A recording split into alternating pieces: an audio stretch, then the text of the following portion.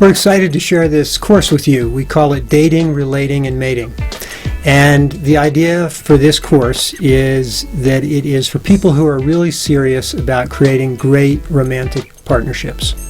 And that applies to three different groups. There are people who are looking to find a healthy partner. And then there are people who are in an existing relationship, but maybe you're struggling and you're wondering how can you make it better? Or you may be wondering, should I stay in this relationship? And then the third group, that would be people who have been together for a while. And maybe you have a life commitment to be with your partner, but you're asking, how can we make what we have better? How can we make it richer? How can we make it easier? And ease is something that we believe in. We believe that great relationships, in part, are based on the fact that love can be very easy.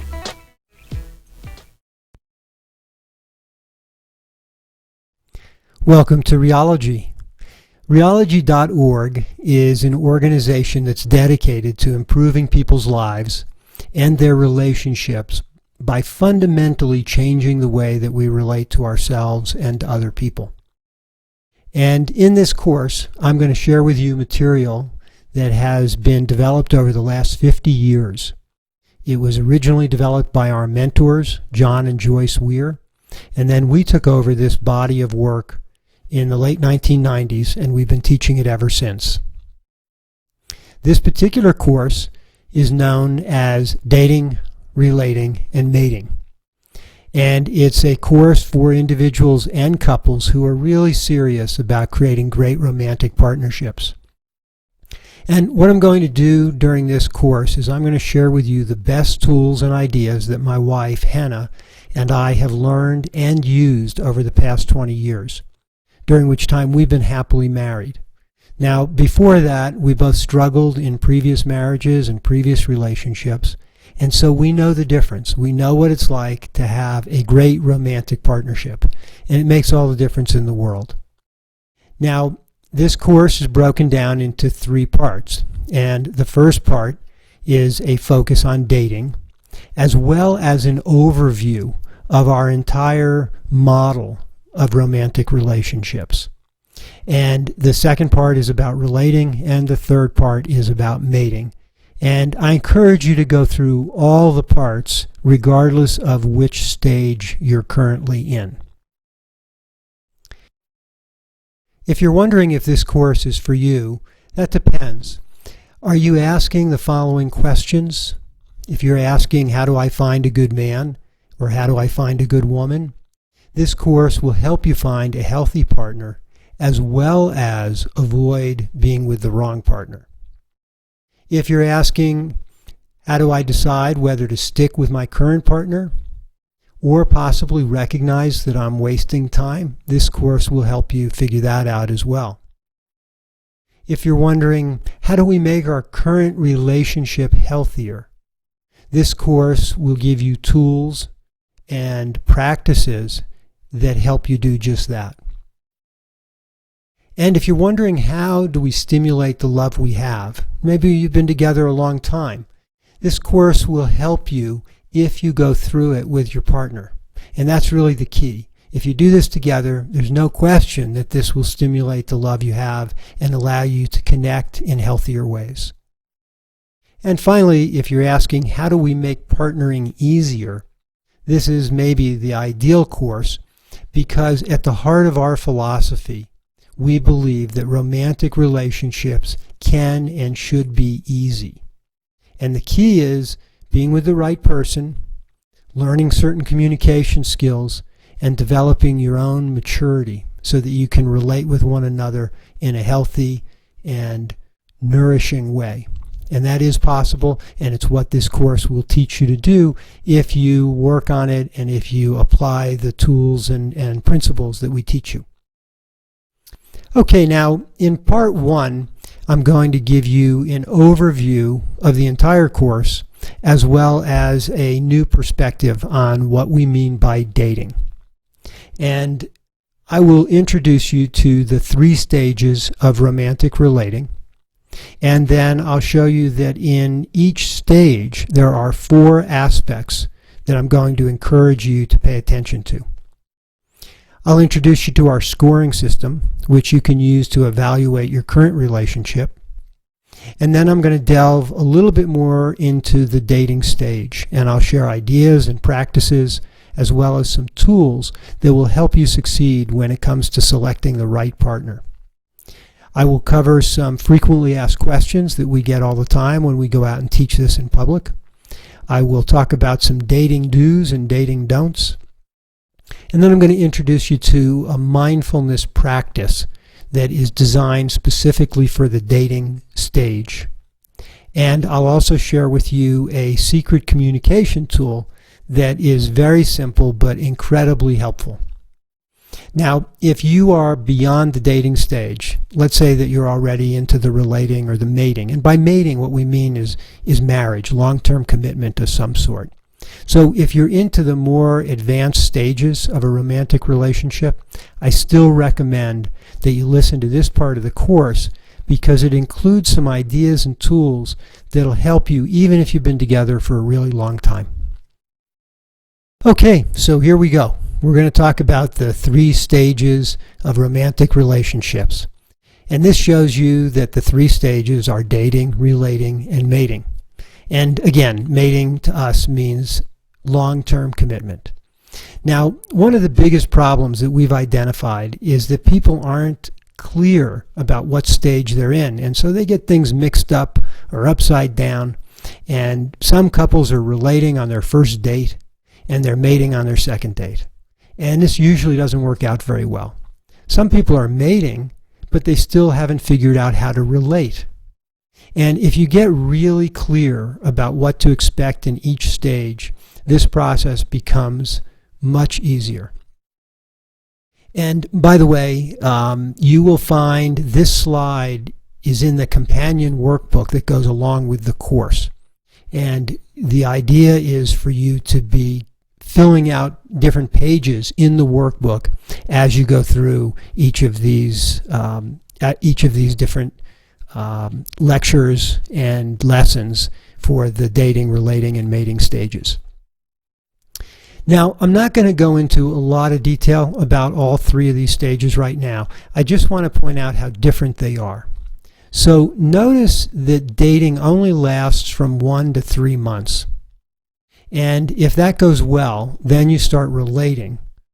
And we're suggesting that that might last up to 2 years, more or less. At which point you have enough information to decide if you want to enter into the mating stage, the long-term, hopefully forever commitment. Also notice that dating is primarily about exploring your attraction to one another, whereas relating is about learning to create boundaries and agreements. And then mating is about fostering intimacy on an ongoing basis. Now, the focus in each stage is very different. So each one requires different skills and different expectations. And if you're wondering what you can expect in each stage, then look at the boxes on the bottom of each column. Now, we believe that successful dating requires a sense of ease, honesty, and intolerance. And that probably surprises you, but I'll talk more about it later. We think intolerance is really important, and I'll explain why when we get there. We also believe that successful relating requires maturity, good communication skills, and a high degree of compatibility with your partner. And then finally, when we look at the mating stage, we believe what's necessary is to have a strong commitment, have the ability to captivate your partner. And what I mean by that is to keep them excited about being with you. And finally, knowing how to celebrate your life together. This, to us, is what keeps mating alive and vibrant and rich, even if we've been together for a really long time.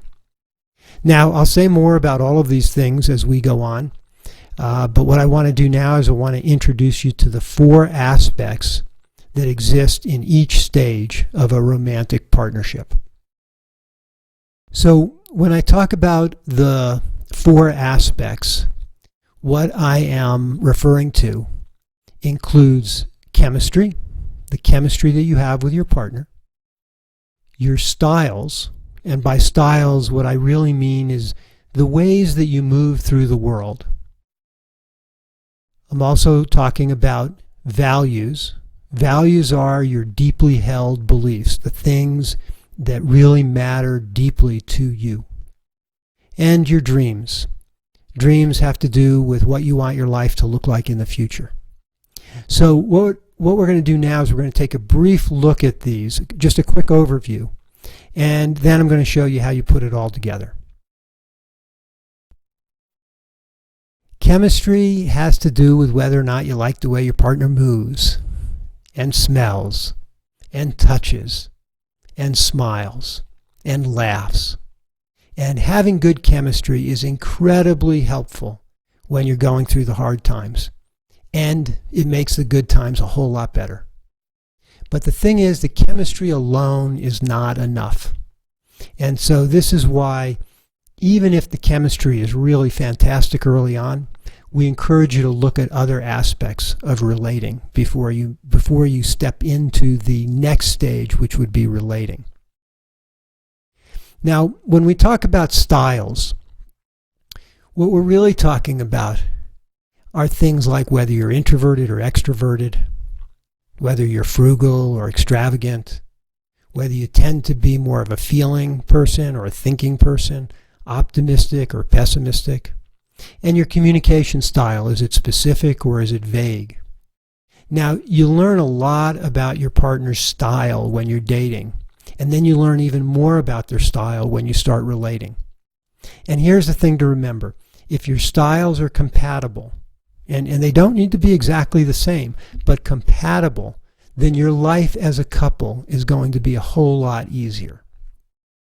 And although it's true that opposites may attract, what we've observed is that is usually not the basis for having an easy romantic partnership. So the list that I'm showing you here is nothing more than a sample. There are many, many other styles that can be considered, and we're going to actually get very specific about this in a little while.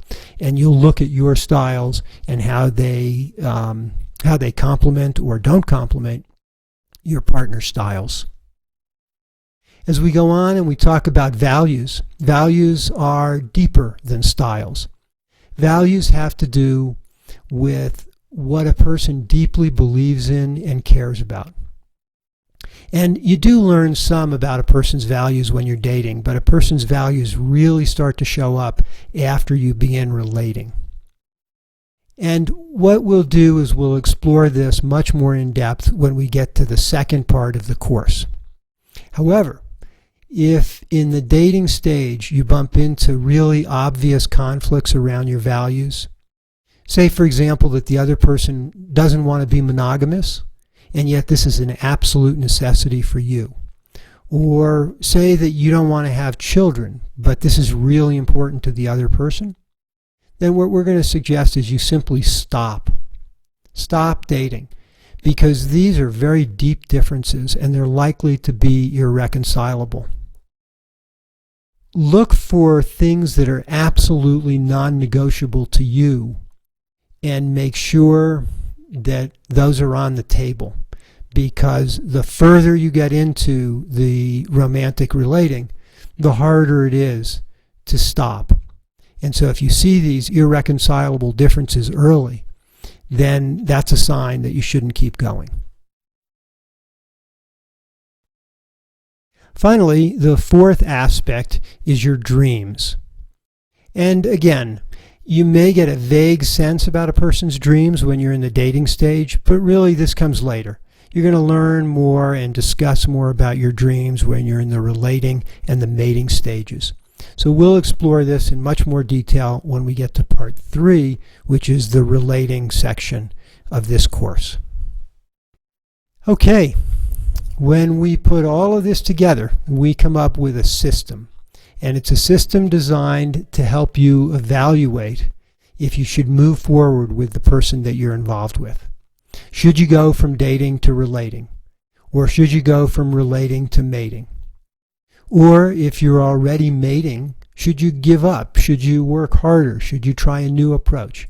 What we want to do is we want to give you enough information that you can make these decisions. Now, sometimes people fear finding out that the person that they're dating or relating, and particularly the person they're mating, is the wrong person. But that is part of the key to making this work. We need to be willing to say no to the wrong person. And when I say wrong, all I mean is that they're wrong for us. I don't mean that they're wrong or that they're bad. It's just that they're not a good fit. Now, being desperate and holding on to the wrong person, it hardly ever works. So the key is to wake up, to stay awake, to face the questions as they arise, and to be really honest with yourself. So when we put all this together, here's what it looks like. We've created a very simple scoring system that evaluates each of the 4 aspects on a scale from 1 to 10. 1 is poor and 10 is great. When you add up the scores of all 4 aspects, you're going to end up with a total score anywhere from 4 to 40. And this applies to the dating stage, the relating stage, and the mating stage, but you view each one separately. So if you're dating, you look for your score in that stage. If you're already relating, then you just say, what's our score in the relating stage? Now, in the dating stage, you're going to get crucial information mostly about chemistry and styles. And you learn a little bit about values and dreams, but mostly early on it's about chemistry and styles. If these are not a good match, if you get low scores, we suggest that you stop dating. Don't settle for less than you want, not at this early stage of dating. Once you go on to the relating stage, you're going to be learning more about values. And then when you get to the mating stage, you'll learn more about your dreams. And you will find in your workbook a page that allows you to develop the score for whatever stage you're at in your relationship.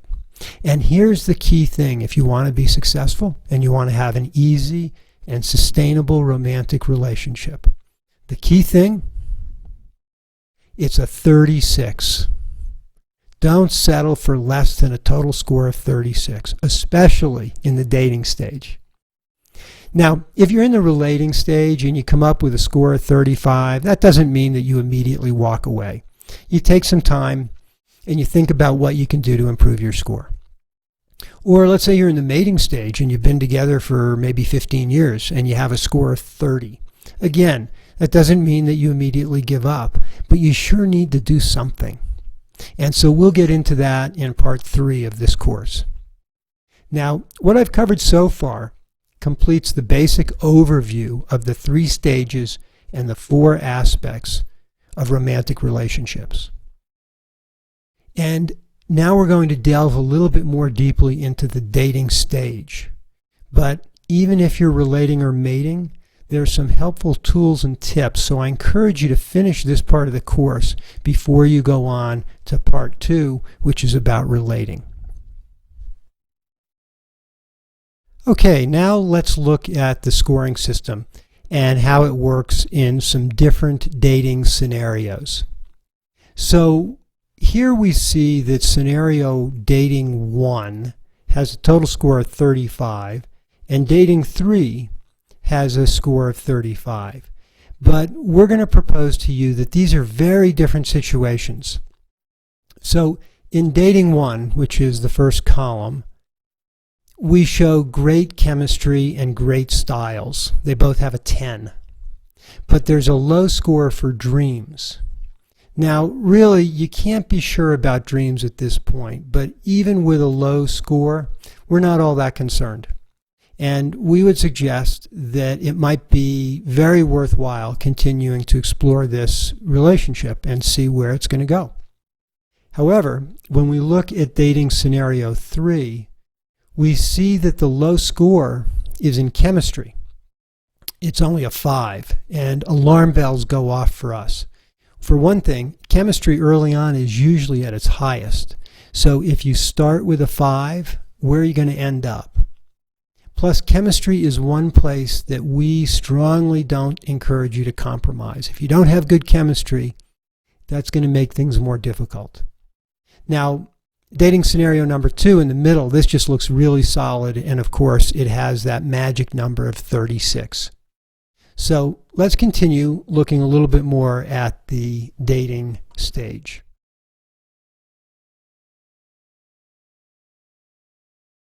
Okay, we see the dating stage is lasting from about 1 to 3 months, and it's primarily a time to find out about your attraction and your chemistry.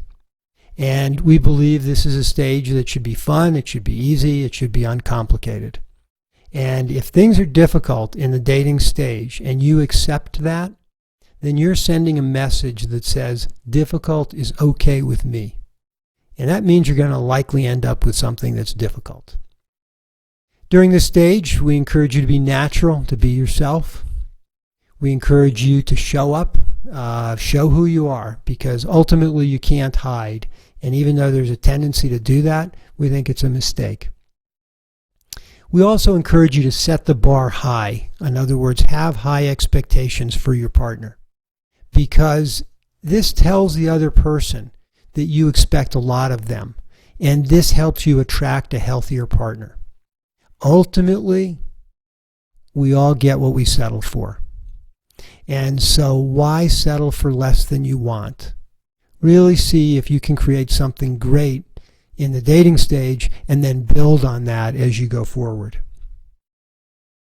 We know a lot of people have a hard time with this. They kind of shock themselves, but this is an idea that we advocate, which is to be intolerant during the dating stage. Intolerant. You've got 0 invested at this point in the relationship. So be intolerant. Hold the bar high. And if the other person doesn't measure up, then move on. And doing this is a reflection of your own self-esteem. And the better your self-esteem, the more likely you'll attract someone who also has better self-esteem. And that's a huge factor in successful romantic relationships. By the way, in your workbook, you will find a page that helps you look at everything we've been talking about here. And there'll be a series of questions for you to answer. This is part of what comes in the companion workbook. We recommend that you share your answers with your partner. And if you don't want to do that, then that really suggests that maybe there's a problem. So think about that too. Okay, we're going to look a little bit more at chemistry and styles, because these are the most crucial things that we learn about in the dating stage. Okay, when we look at chemistry, I'm going to repeat myself. I'm going to suggest that you don't compromise on chemistry in the dating stage. You want to hold out for a 6 or better in terms of your score. Why would you settle for less? Now, if you have a 1 to 5, I encourage you to really think about this, because if you settle for a low number, it probably will be a mistake that has long-term consequences. Now, there can be exceptions, and everybody has to answer these questions. We have to each answer these questions for ourselves in terms of what is enough and are we settling. But I encourage you to hold the bar high when it comes to chemistry. As we move on and look at styles, this is something that we learn a lot about during the dating stage. And styles will be reflected in our attitudes and our behaviors. You can kind of think about styles as the way that a person moves through the world. So styles are related to our temperament, and some can be changed or modified, but some cannot be. Not realistically. So pay attention to that. It doesn't do any good to ask someone to change something about himself or herself that they cannot realistically change. So have that in mind as you're looking at your styles and your partner's styles to figure out if you're compatible. Now, what I'm presenting here are 10 examples of styles, and I encourage you to add others if you'd like to. For example, we know a woman who won't go out with a man if he can't tango dance. Well, that's a style issue. And since it's really important to her, she should put that on her list. And that's the point. Ultimately, you should make up your own list based on what's most important to you.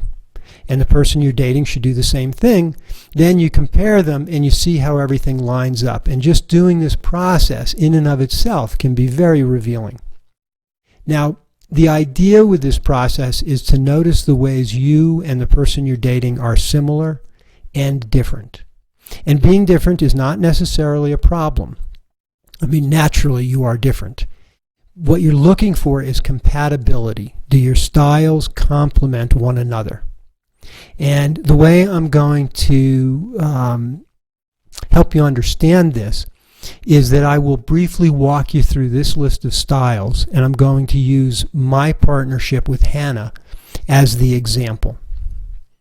Now, the best way to go through this exercise is for each person to indicate where you think you are and where you think your partner is, and then compare notes to see if you see yourselves in a similar way.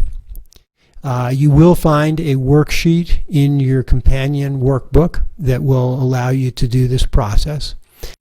Now I'm going to walk you through what this looks like from my point of view when I look at my relationship with my wife, Hannah. So when I look at the introversion extroversion, I would locate Hannah at about a 3. I would say she's pretty introverted. And then I would say that I am a little more introverted. And so in this area, we are extremely similar and also very compatible. When I look at the next area, I would say that Hannah, on the scale of being feeling or thinking, she's extremely feeling. That's how she processes information. And I tend to be much more thinking. Now, by the way, none of these are good or bad or right or wrong. They're simply different ways of being in the world. And this is nothing more than my interpretation of how we are in the world. So it's entirely subjective. Now, the fact that we're very different in terms of being feeling and thinking has caused some tension in our relationship because Hannah wants more time to process whenever the two of us have something we need to talk about or we have any conflict. But it's actually turned out to be pretty constructive. It allows the time that Hannah needs also is good for me because it gets me to slow down. I slow myself down. So this has actually worked out pretty well for us. The next one has to do with what's called a motivational strategy. Some people move toward what they want in life. That's Hannah. And some people move away from what they don't want. I tend to be about in the middle. And this works out fine for the two of us. It's not a problem. In terms of processing speed, and this, by the way, relates to feeling and thinking. People who are more feeling, they tend to be slow processors. And that's what Hannah is. She's a slow processor. It's not a sign of intelligence or lack of intelligence. It's just that some people need to feel into themselves more than other people. And those who do tend to make very good quality decisions. I tend to be more of a fast processor, and again, it does create some tension in our relationship, but we have managed this successfully over the years. Some people are ponderers. They like to think about things. Other people are problem solvers. They like to take action.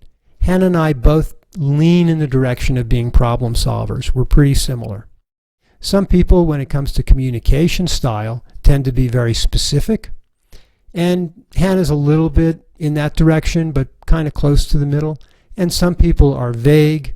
I tend to be even more specific than Hannah, but we're similar, and so this works well.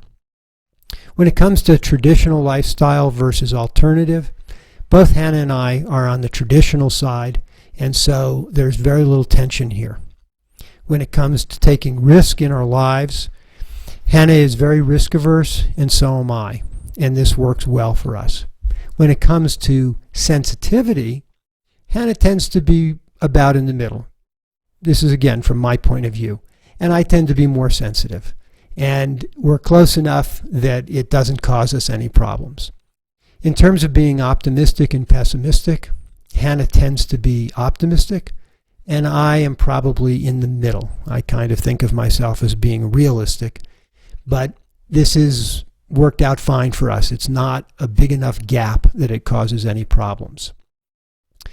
I do want to point out that there are areas on here that I think represent the greatest risk for all of us. And what I mean by that is if you have significant differences in the following areas. So if one of you is a ponderer and the other is a problem solver and your gap is significant, I think this can cause some challenging situations. If one of you is very specific and the other is very vague in your communication patterns, this also can create a lot of frustration and be challenging. And then the area that I think is the greatest potential problem is if one of you is highly risk averse and one of you is truly a risk taker. That will create a great deal of tension, and the person who is risk averse will tend to feel quite anxious much of the time, and they will tend to blame the person who is the risk taker for their anxiety, and this can really be challenging. So pay attention to those. Go through this process and see where you recognize the biggest gaps or the areas where there's a lack of compatibility, and make sure you explore those. Talk about them. See what you can learn. See if you can make any adjustments. And remember what I said in the beginning, which is that certain things we can change and certain things we can't. So a person who's fundamentally introverted is not going to become extroverted, and a person who fundamentally is a slow processor is not going to become a fast processor. But there are other areas like lifestyle and optimism, pessimism, and our communication styles. These are things that we can adjust to some degree. So take a look at all of this and see how you plot yourself and your partner, and then see how your partner would plot the two of you, and notice what the differences are. And have some fun when you do it. It should be fun. You should have a good time with this, hopefully. Okay. And I'm going to move along. I'm going to move along to talk about the frequently asked questions that we hear when we teach this workshop in public. Can chemistry develop over time? This is a question we hear a lot, and our basic answer is that you shouldn't take the risk. If the chemistry isn't there in the dating stage, we think that you should stop and look for another partner. And of course there are counterexamples. I mean, I can think of a couple I know who, when they were dating, they didn't have any chemistry, but their lives were terribly complicated. It's as if they weren't really free to date. And then when they cleaned up some things in their lives and they felt free to be dating, all of a sudden the chemistry did turn on. So that's a counterexample, but in general, if the chemistry is not there, we would encourage you to step back. People ask us, isn't tolerance a good thing? And tolerance has its place, but not in the dating stage. There's no reason to put up with stuff that you don't like when you're dating. Now, of course, you should give your partner feedback. You should let them know what's important to you. Like maybe you want to be picked up on time, or let them know that you don't want to hear about their previous partners. But just tell them once, and then maybe a reminder, and that's enough. Don't buy into the idea that relating has to be hard, that you have to process everything, that everything has to be a deep conversation. It really doesn't. Certainly not when you're dating. So be intolerant if the person isn't really paying attention to your needs and wants. People ask us, they say, what about the fact that there's not that many good prospects out there? And that may be true. Our answer is simple, which is you're only looking for one person. You're just looking for the one right person. So we encourage you to continue to hold the bar high and look for that person, and don't compromise early on. People say, what if I choose poorly? Well, as soon as you know you've made a mistake, if you're dating, we would suggest you get out. Now, in the relating stage, it's a bit more difficult, and we have some specific advice about this in part 2 of the course. So the longer you've been with somebody, the more difficult it is to extricate yourself. But when you're in the dating stage, as soon as you recognize it's the wrong person, we would say step away. People ask us, if the other person puts their best foot forward, then how do I see beyond what's on the surface? And what we're saying is you need to listen and observe. Really listen to the person you're dating, and you'll be surprised how much they tell you. Now, to do this, you want to look beyond the surface. It's just like in the photograph on the right. Look beyond the surface presentation.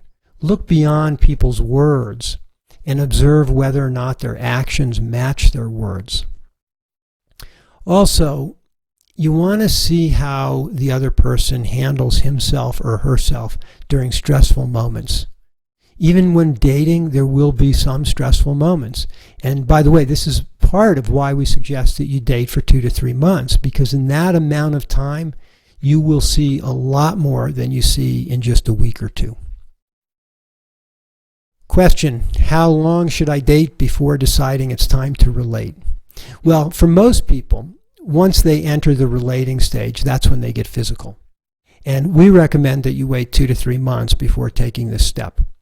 If the other person isn't willing to wait that long, we think that that's a sign that they lack maturity. Now, why not wait? What's the urgency? It can be fun to live in that state of anticipation, and we know a lot of people who regret moving too quickly to the relating stage, getting physical. But we don't know anyone who regrets taking their time and being intentional. I'm now going to introduce you to a dating mindfulness practice. And dating is usually a very fast-paced stage. And when we move too fast, we often miss things that are important. So this practice is intended to help you slow down. And it's very simple. We're going to encourage you to at least twice a week sit together in private, just the two of you, and gaze into each other's eyes for 1 minute for each week that you've been dating. So if you've been dating for a week, the first time you do this, you gaze into each other's eyes for a minute. And if you've been together for 5 weeks, you gaze into each other's eyes for 5 minutes. Now, one thing I want you to do is notice if you look forward to doing this, because it's very revealing. And if you're not looking forward to this practice, why not? Is it your own discomfort with yourself, or is it something about the other person? Do you want to be seen? Do you want to be seen by this other person? Do you want to be seen by anyone? So this can be very informative. It can be very stimulating, and I invite you to take it seriously. Okay, now in every stage, whether it's dating, relating, or mating, we think there are things that we call the don'ts and the do's. So the dating don'ts are: don't start relating right away. Just have a good time. In other words, don't do heavy processing when you're in the dating stage. Don't become physical too soon. We talked a little about that. We encourage you to save it and savor it. And we don't think you'll regret postponing the decision to become physical or sexual. Don't meet their kids if they have any. Wait to see if this is going to turn into something. Don't get ahead of yourselves. Don't pretend. Be yourself. You have nothing to lose in this early stage of romantic relationship. So just be who you are.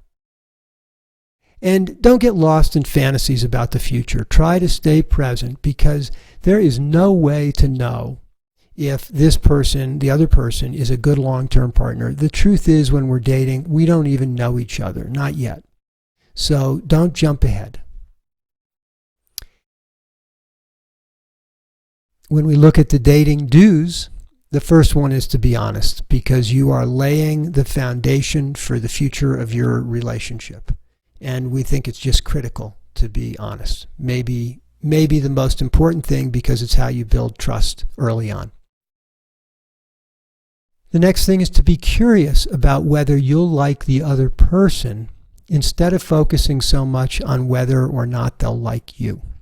This is a very different frame when you're in the dating world, to ask the question, will I like the other person, instead of worrying about whether they'll like you.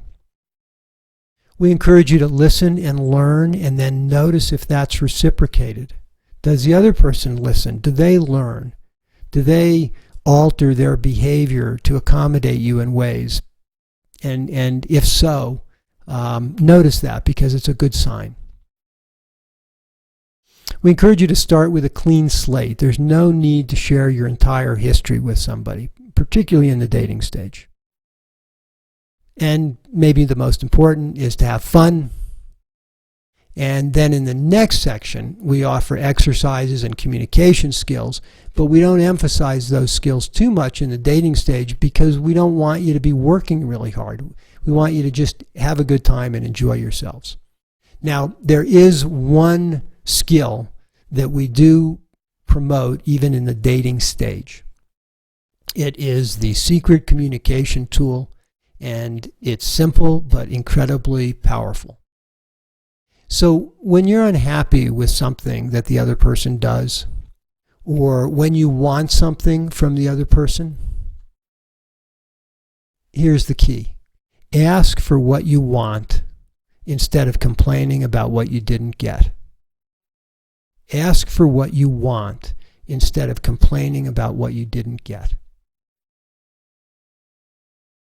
This, by the way, is a concept that comes out of Re-Speak, and Re-Speak is the language that's at the heart of Reology. And as we go through the relating section and the mating section, I'm going to introduce you to more and more Re-Speak. But this is just a sneak preview of what's to come. And if you practice this until it becomes a habit, you will change the nature of your relationship. Now, in the workbook, you'll find a page where you can write down your complaints about your partner and then translate them into clear requests of what it is that you want. And this is a very, very good exercise, so I encourage you to do this. And if you just say to your partner, let's practice this for the next 48 hours, I think you'll notice a remarkable difference. And what happens is that instead of making the other person wrong, which is what we do when we complain about what they didn't do or what they did that they shouldn't have done, instead of trying to make the other person feel bad, we simply take responsibility to ask for what we want. And much of the time, we'll end up getting what we want. So it's a very powerful, very simple process. I encourage you to practice it, and I think you'll see a big difference. I'm going to give you a brief summary of where we are. We've talked about the dating, and that when you're dating, you don't want to jump too quickly into relating or mating. And when you're dating, use the 3 strikes rule. In other words, this is the intolerance that I talked about. If they do something that you have asked them not to do 3 times, that's it. That's enough. Move on. Find somebody else. Don't go to therapy over it. When you're dating, we encourage you to be the person that you want to attract instead of looking for someone to complete you. So if you want to attract someone who's mature and a good communicator, then become mature, become a good communicator. And actually, you'll be more likely to attract someone like that. Remember, you have no investment early on, and therefore you have very little to lose. And if the other person reminds you of an abusive parent that you may have had, we encourage you to run the other way. Do not look at that as an opportunity to work through your stuff. You can work through your stuff in other ways. Don't go after something that is painful and difficult. And remember to focus on the chemistry and the styles. The chemistry and the styles. That's what you'll learn the most about when you're in the dating stage. Now, as we jump ahead to what do you do next, there are a few things I want to mention. So, coming up in part 2 and 3 will be the relating and the mating. And no matter where you are, even if you're just in the dating stage, it's really valuable to look ahead at the relating and the mating sections, because it will give you some ideas of where you're going and how to get there. When we get to the relating portion of this course, you'll have a chance to discover your top 5 values. We're going to consider why unconditional love is actually unrealistic and may not be helpful. We're going to help you figure out how do you answer the question, is this the right person to commit to? You're going to learn a fantastic conflict resolution tool. It's one of the best tools that I've learned in the last 25 years doing this work. You're going to learn a method so that you can reconnect during the hard times. You're going to learn a new communication process, and it has to do with what I mentioned earlier, which is re-speak. It's a new way of using language that minimizes conflict and allows you to have much greater intimacy and depth with the people that you are in a romantic relationship with. You're going to learn how you grow your love over time, and that's really vital if you take the step into mating and a long-term commitment. You're going to learn how mating can be easy, because we believe it can be, and we've proven that in our lives, and we've seen many other people do the same thing, people who have gone through our trainings and people who we know in our lives personally. And finally, we're going to teach you what it takes to get that score of a 36, that kind of magic number. So I encourage you to wait a few days before you go on to the relating and mating sections if you are currently dating. In other words, if you're in the dating stage, spend some time with the workbook, go through this course again, and do these exercises. If you're in the relating or mating stages and you're ready to jump ahead, then that's fine. Go ahead and start part 2, which is about romantic relating.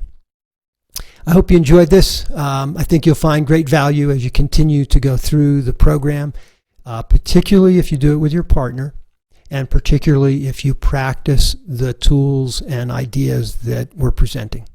Okay, thank you.